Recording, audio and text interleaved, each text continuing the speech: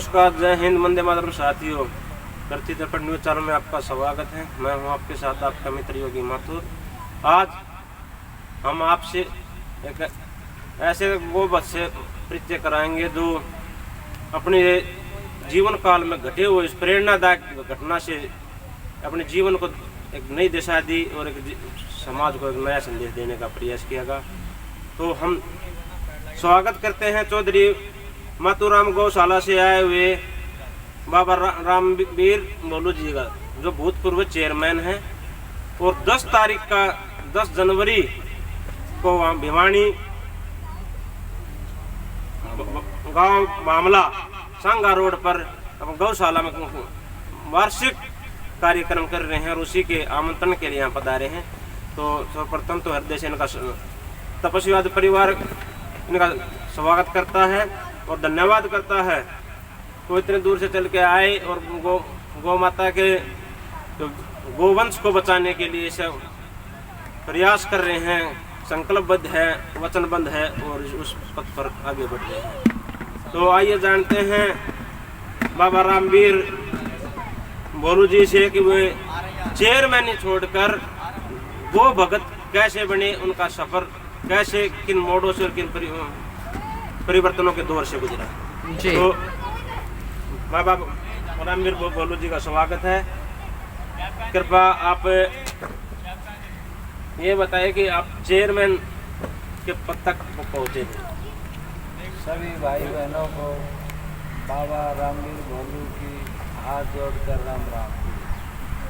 ये योगी माथुर जी हमारा सौभाग्य है जो हमारे को यहाँ बुलाया और भाई का निमंत्रण देने के लिए हम यहाँ आए। मैं तो भाई आप सभी से हाथ जोड़ के एक प्रार्थना करता हूँ। जननी माता, गौ माता और धरती माता।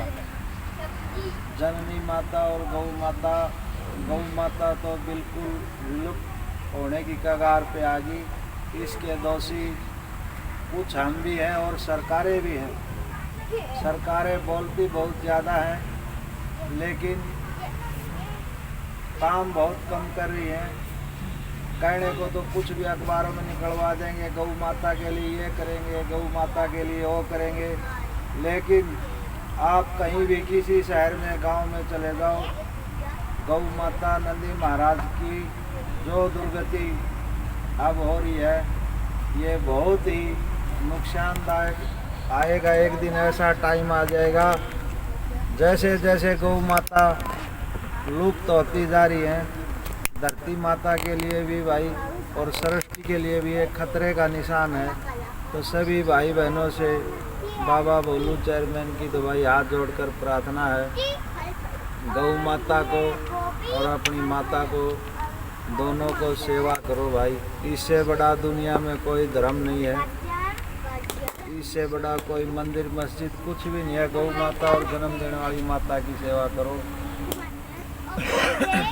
एक बार मेरे को भाई लकवा लग गया था, गौ माता की दया से ही मैं बिल्कुल अब ठीक हूँ। सवस्तु चलने में कोई दिक्कत नहीं और अपनी खुद की 4 एकड़ ज़मीन गौ माता के लिए बामड़ा सांगा रोड जिला भिवानी गौ माता के लिए दान कर रखी है भाई।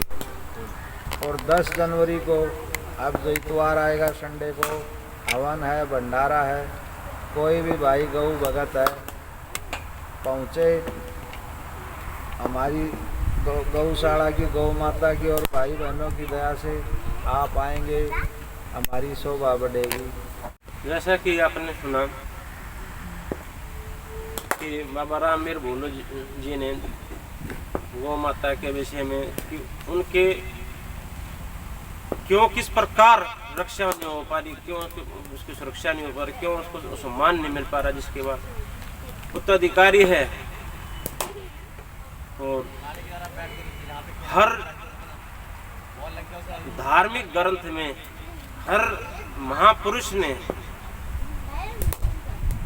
साधु संत ने, योगी महायोगियों ने, यहाँ तक कि आजकल के इस आधुनिक युग में जो पढ़ा लिखा जानता है, पढ़ा लिखा भी विज्ञान को ज़्यादा मानता है। साधु संतों की जो आध्यात्मिक जो उनके दिव्य दृष्टि होती है, उसके आधार पर वे भविष्य देखते हैं, हर प्राणी का महत्व देखते हैं कि इस धरती पे कितना जीव है और उसमें उस प्राणी में सबसे महत्ववान जीव कौन सा है जो प्रकृति परमात्मा और समस्त मानव जाति के कल्याण कर रहे हैं, तो वो गौ माता है। तो उस गौ माता की महत्वता को तो विज्ञान ने भी समझ लिया है, यहाँ तक कि भारत के राष्ट्रपति ने भी बोला गया है कि गोवंश हमारे लिए बहुत जरूरी है, इसकी रक्षा होनी चाहिए। और हर राजनीतिक पार्टियां ये बोलती भी हैं कि हम सत्ता में आएंगे तो गोवंश की रक्षा करेंगे, उसके संरक्षण की बात करेंगे। उसके बाद भी गोवंश की रक्षा नहीं हो पा रही है। खूब आप इसको आए दिन रोडों के एक्सीडेंट, दुर्घटनाएं जिससे खूब जाने जाती हैं, गौ माताओं को भी चोट लगती है और मुसाफिर को भी लगती है। और खूब कत्ल खानों में जाने के चारों तरफ गौशाला है, आज वो कहता वहाँ वो पकड़ी, आज वो कहता वहाँ गड्डी पकड़ी, आज ये कहते हैं हमने रात नहीं सोए नहीं, हमने कई की रात हुई। तो भैया, और दूसरी तरफ सरकार कहती है हम बंद करवा रखे हैं। और सबसे बड़ी विचित्र विडंबना ये तो है कि वो कत्लों कारखानों को वैध और अवैध के बीच में बांटते हैं। अब जिसको लाइसेंस मिल गया वो तो वैध होगी और जिसको लाइसेंस नहीं मिला वो अवैध होगी। तो दोनों लाइसेंस मिल गया तो अधिकार हो गया गौ को काटने का, उस पाप और महापाप से मुक्त हो गए। गोवंश में सृष्टि का आधार, पूरी पृथ्वी का संतुलन किस तरह है विज्ञान में पढ़ो, सारी डिटेल तो बताए नहीं जाएंगे। लेकिन एक बार फिर चलते हैं वापस बाबा जी की तरफ। आप बाबा जी, गोवंश की रक्षा के लिए किसी सरकार से कोई उम्मीद, कोई नेता से किसी उम्मीद, किसी संगठन से कोई उम्मीद है? जैसा कि आपने उसमें वीडियो में डाला गया है, उसके भी दिख रहे हैं लोहे का वो ढांचा तैयार हो, ऊपर साइड वगैरह डालनी है। आपने आर्थिक सहायता के लिए अपील करी है, निवेदन करे हैं, लेकिन आप इस क्षेत्र में आप किससे ज़्यादा उम्मीद करते हो? समाज से या सरकार से या संगठनों से या व्यक्ति विशेषों से? आप इस क्षेत्र में किससे ज़्यादा आप उम्मीद मानते हो? हम उसके जानकारी चाहेंगे। मैं तो योगी माथुर जी, सभी भाई बहनों की दया से आज तक हमारी गौशाला चल रही है, लगभग 8-9 साल हो गए। और सरकार तो आएंगी जाएंगी, फिर आ जाएंगी, फिर चली जाएंगी, सरकार के भरोसे कुछ नहीं है हमारा। हमने तो कई बार इंडिया न्यूज़ वालों से, हरियाणा न्यूज़ वालों से भी बोला था, हमारी गौशाला ऐसी स्थिति में अगर कोई भाई बहन चलाने का इच्छुक हो तो हमें एक बार वीडियो भी डाली थी, हरियाणा न्यूज़ वाले जी आए थे, लांबा जी हैं, उन्होंने बता दिया अगर कोई चलाना चाहता है, अगर सरकार चलाए तो हम सरकार को भी, अगर कोई और भाई बहन चलाना चाहे तो उसको भी ऐसी बनी बनाई दान में दे सकते हैं। और सरकार से हमारी यही प्रार्थना है, किसी भी गौशाला को 1 रुपया नगद मत दो, हरा चारा, सूखा चारा, फूस की व्यवस्था करवा दो। ये गोवंश 1000 है, गौशाला में व्यवस्था 100 की है। गांव वाले आके ज़बरदस्ती करते आसपास के, भाई बाबा गौओं को रोको, नंदी को रोको। अब जगह उसके पास है नहीं, सर्दी में बाहर रहेंगी, गर्मी में बाहर रहेंगी, बरसात आएगी तो बाहर रहेंगी, तो कोई ना कोई दुर्घटना होती ही रहती है। तो हमारी तो सरकार से हाथ जोड़ के प्रार्थना है, हमारी गौशाला में तो भाई बहनों की दया से चल रही है। और हम ज़्यादा आज सरकार पे करते नहीं, सरकार का तो 10 बार हमने बोल भी लिया, हमारा आज तक गौशाला में बिजली नहीं लगी। किसी के पास जाते हैं, बोल देते हैं बाबा पैसे लगेंगे, गौ माता का पेट भरे मांग तांग के या सरकार से बिजली के लिए पैसे भरे। एक साइड आज 2 साल से तैयार है भाई, हमने सभी मंत्री का सभी का चक्कर काट लिया, हमारा साइड को छत नहीं लगी आज तक। तो हम तो सभी भाई बहनों से हाथ जोड़ के प्रार्थना करते हैं। 10 जनवरी का हमारी गौशाला में प्रोग्राम है, हवन है, भंडारा है, रागनी है, और माथुर जी भी मिले यहाँ, ये रिपोर्टर जी हैं, ये पदम अनुभव जी हैं, कवि कलाकार हैं, बहुत बढ़िया आदमी। तो सभी से हमारी तो हाथ जोड़ के प्रार्थना, भाई हमारी गौशाला में एक बार जरूर आए। जय हिंद, जय गौ माता, जय हो। बहुत बहुत धन्यवाद बाबा जी। और ये विधि का विधान कहो या नीति का नियम कहो कि कुछ बातें कुछ घटनाएं देख कर मौके पर याद आ जाती हैं। कल तपस्वी आदर्श परिवार स्वर्गीय महेंद्र सिंह माथुर जी की 11वीं पुण्यतिथि पर विश्व सरकार की आध्यात्मिकता पर आधारशिला बनने की घोषणा करने जा रहे हैं। इसमें हमारा मुख्य एजेंडा हमने ये रखा है कि न्याय व्यवस्था हो, न्याय व्यवस्था, शोषण दोहन दमनकारी नीतियों को यहाँ बंद कर दिया जाए और राजनीति करने की जो नीतियां हैं उनको पलटा जाए। व्यवस्था परिवर्तन तब होगी। तो समस्त मानव जातीय कल्याण के हेतु कल आपके आशीर्वाद से ये संभव हुआ है कि कल उसकी घोषणा होने जा रही है और इसमें हम सभी आप लोगों का सभी का सहयोग और आशीर्वाद अपेक्षित रहेगा। और जो मुख्य बात इससे आगे जो मैं कहने जा रहा हूँ, इस पर बोला गया कि आध्यात्मिकता के आधार पर, तो जो इंसान आध्यात्मिक होगा तो वो गौ माता से दूर नहीं होगा, वो जानता होगा फिर उसके महत्व। जब आध्यात्मिक नहीं होगा तो फिर उसके महत्व को भी नहीं जानेगा। तो हमारा विश्व सरकार में गौ माता का मुख्य उद्देश्य रहेगा कि गौ माता की रक्षा, सुरक्षा और संरक्षण और इसका मान सम्मान कैसे बढ़ाया जाए, उसके ये इसका मुख्य एजेंडा होगा। और इस सरकार में ही दिखाया जाएगा कि कैसे हम इस रोडों पर घूमने वाले गोवंश को गौशाला का रूप दे सकते हैं। गोचर भूमि पर आइए, नमस्कार। गोचर भूमि पर एक ग्राम सभा। मैं हमारे पहले भगवान माता पिता हैं, उनकी मैं आपको कविता सुनाता हूँ। मैंने 100 कविता लिखी है। 30 साल से मैंने विद्यालय में सेवा की। हमसे पूछते तुम्हारी उम्र हो गई, अरे मरे की समाधि क्यों बनाते हो?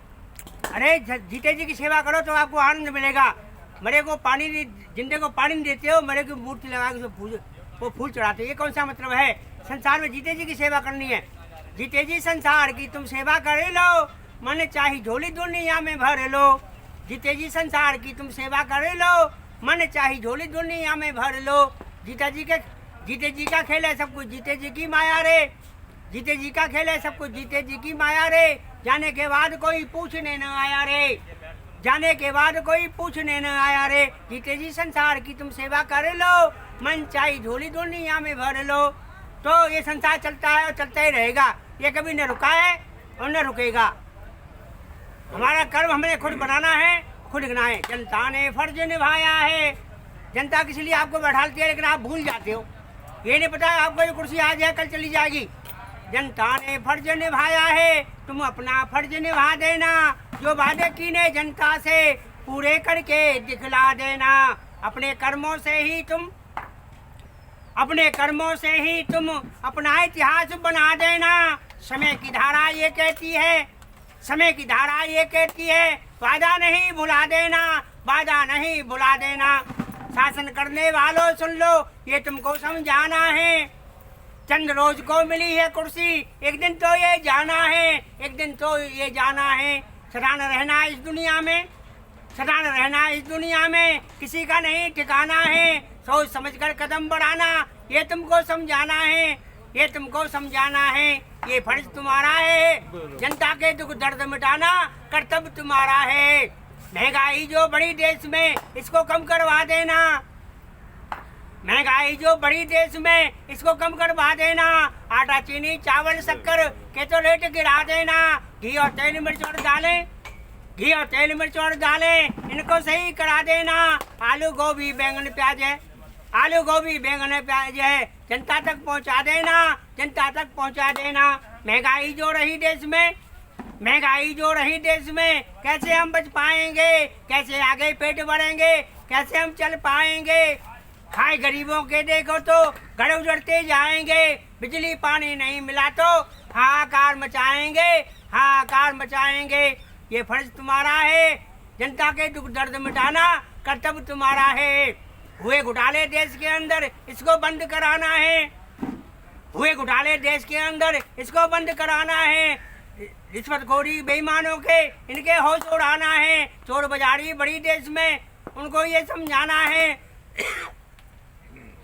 चोर बाजारी बड़ी देश में, उनको ये समझाना है। कितना ही हम करें घोटाला, ढेला साथ न जाना है, ढेला साथ न जाना है।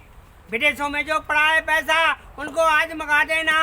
काले धन वाले जो बैठे, उनके होश उड़ा देना। देश का पैसा रहे देश में, देश का पैसा रहे देश में, ये लाके दिखला देना। पैसा नहीं आया तो फिर, पैसा नहीं आया तो फिर अपनी टिकट कटा लेना, अपनी टिकट कटा लेना। नारी का सम्मान रहे, नारी का सम्मान रहे, मर्यादा भी कुछ बन जाए। किसी भी अबला नारी की इज्जत नहीं अब लुटने पाए। नारी जन्म की दाता है, नारी जन्म की दाता है, सम्माने से मिल जाए। बेटी न हत्या हो जगत में, इस पे कानून बन जाए, इस पे कानून बन जाए। नारी को भी मर्यादा का, नारी को भी मर्यादा का पालन अब करना होगा। मार्ग में अगर कांटे आए, सांपों ने करना होगा। मार्ग में अगर कांटे आए, सांपों ने करना होगा। अगर कोई जालिम मिले राह में, अगर कोई जालिम मिले राह में, उससे भी तो लड़ना होगा। कानून तो पीछे है, निर्णय खुद ही लेना होगा, निर्णय खुद ही लेना होगा। हरियाली से इस भूमि को, हरियाली हमारी जीवन की दाता है। हरियाली नहीं तो जीवन चल नहीं सकता है। चाहे इंसान है, चाहे जानवर है, चाहे पंछी है। बनाने वाले ने पहले हरियाली बनाई, उसके बाद जीवों को जन्म दिया। हरियाली से इस भूमि को अब तो खूब सजा देना।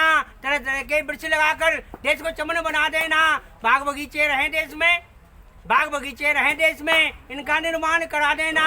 हरियाली से जीवन चलता, ये सबको समझ। जय हिंद और जय भारत। मैं समय को नमन करता हूँ और आप श्रोताओं को नमन करता हूँ। मेरा नाम पदम सिंह अनुभवी है। मेरा फोन नंबर है 921316 और 0712।